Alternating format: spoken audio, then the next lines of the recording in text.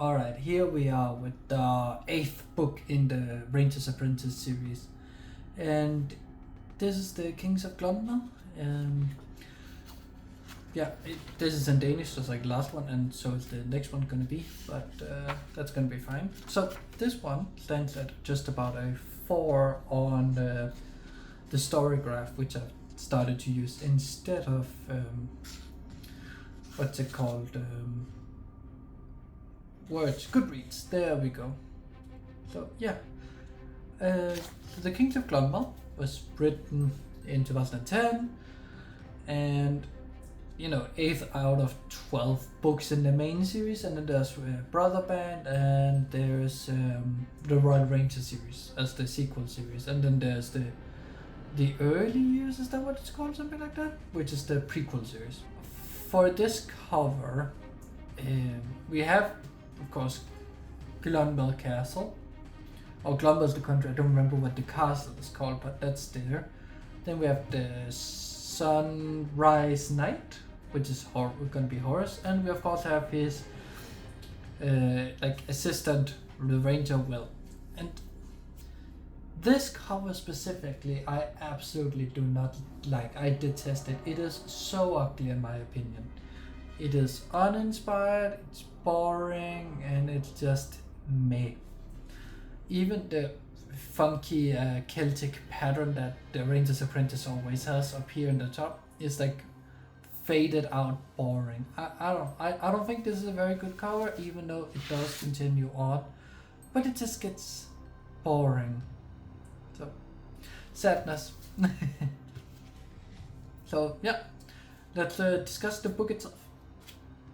The first part here, the first few chapters, I would say, I think the first 20 or 10, 12 chapters, something like that, feels like a novella in this book. Because they're about when the yearly Rangers meeting, and it's great, it's really, really great. It's the first time Will is there without Holt, because Holt is on some far off quest to stop some religious cult.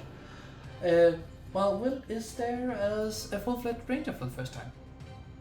And he he's tasked with helping the new ranger apprentices with a task. What they don't tell him is the task specifically is 100% the sorcerer in the North book. Like, that's the task. Storm a castle, you have limited resources and everything. And they of course right away goes, well, Will found some Scandians, so why can't we find Scandians? And they go for the Scandians. It's great because it does show us that the things we will learn, like experiences that are so outside of norm, is being used to show them how to think outside the box. But what I think Flanagan does really well is show the classic, the student is just gonna copy the solution, not the method. So it's kind of the thing, you're studying for the test, so you're studying to know the answers, not to know this. You're studying to know the solution, not the methodology. It's kind of weird. It makes sense, but it's really great, but it's a kind of weird thing. But yeah, I think it's great. I think it's a lot of fun when Will then actually does the smart teaching thing where he doesn't know the answer. He hasn't thought about what the answer is. But what he has done is giving them ideas. And so he spends a lot of but could something like, do you have any way of scaling the walls? Do you have any way of getting out to the outer cities to recruit soldiers and farmers to help you? And then, leads them on the way. Gives them an idea. Okay, my audacity question. We'll take it from over the phone, I guess, for the rest of it. So he kind of does the classic teacher thing like that, and I think it's awesome. I think it's great. I think it's a lot of fun.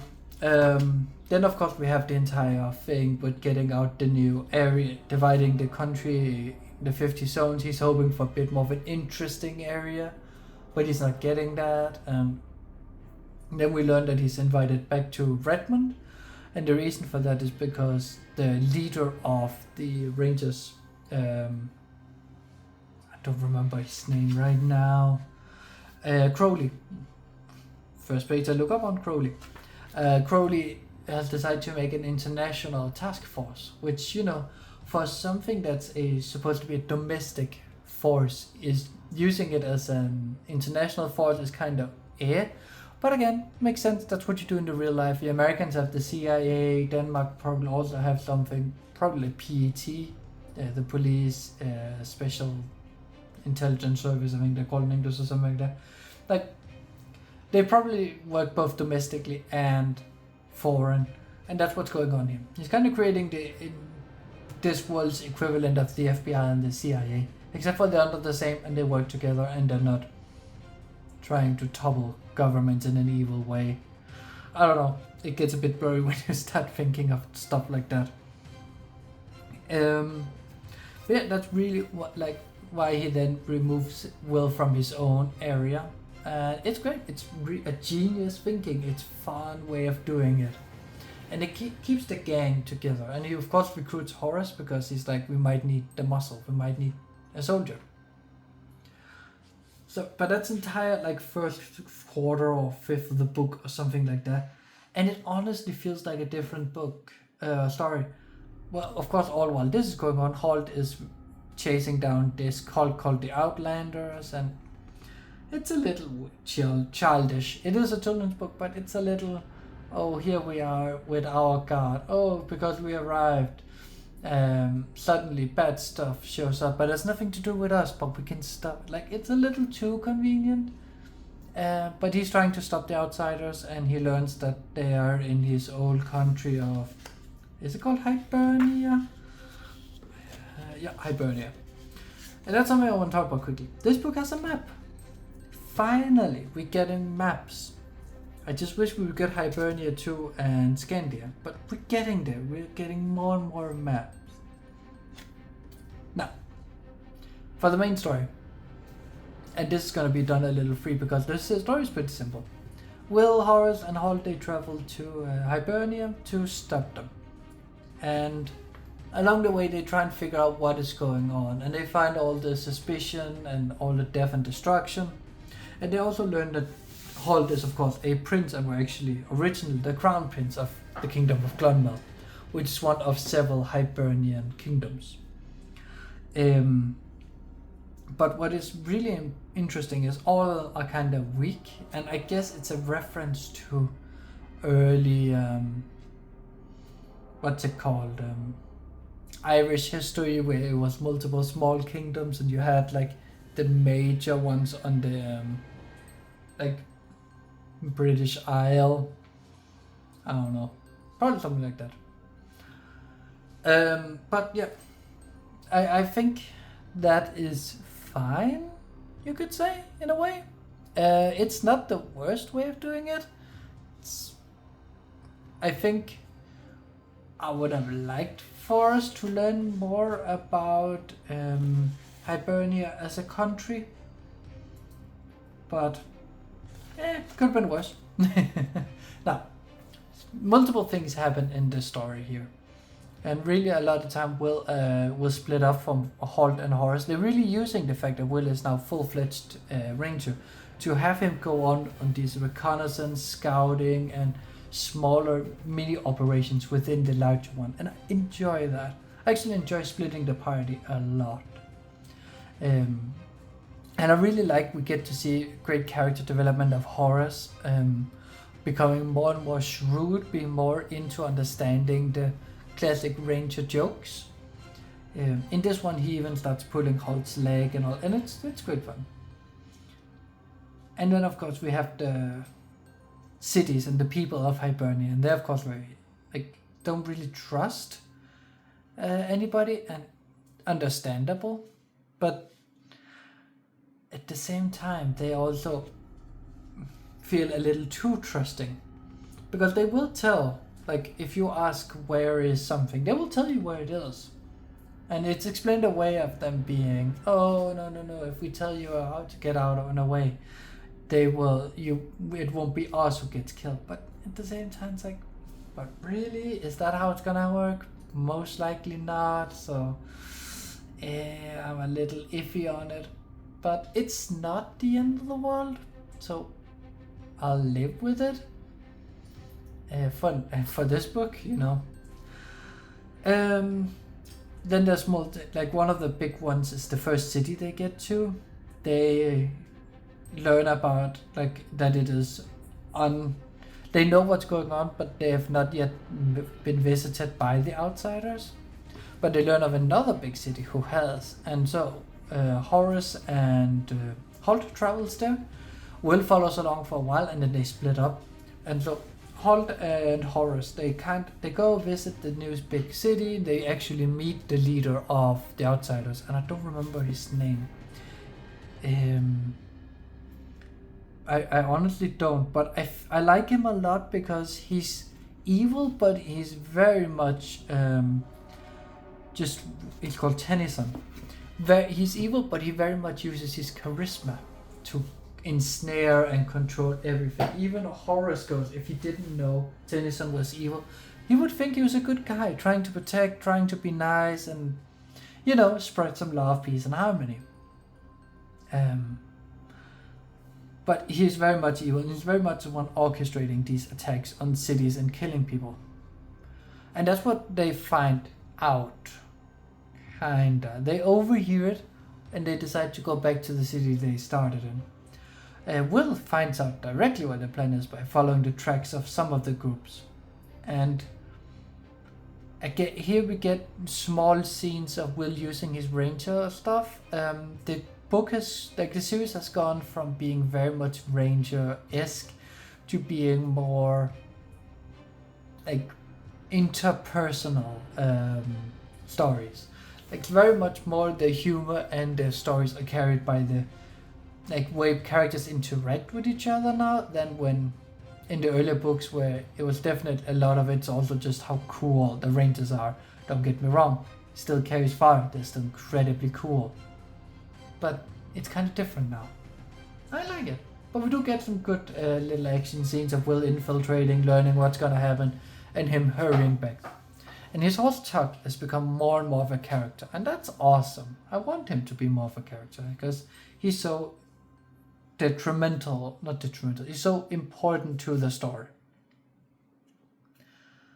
Now, when they get back, they of course warn the people and of the city, and the city's like, yeah, but why would you warn us and expect nothing out of us? You're not welcome in our city for now.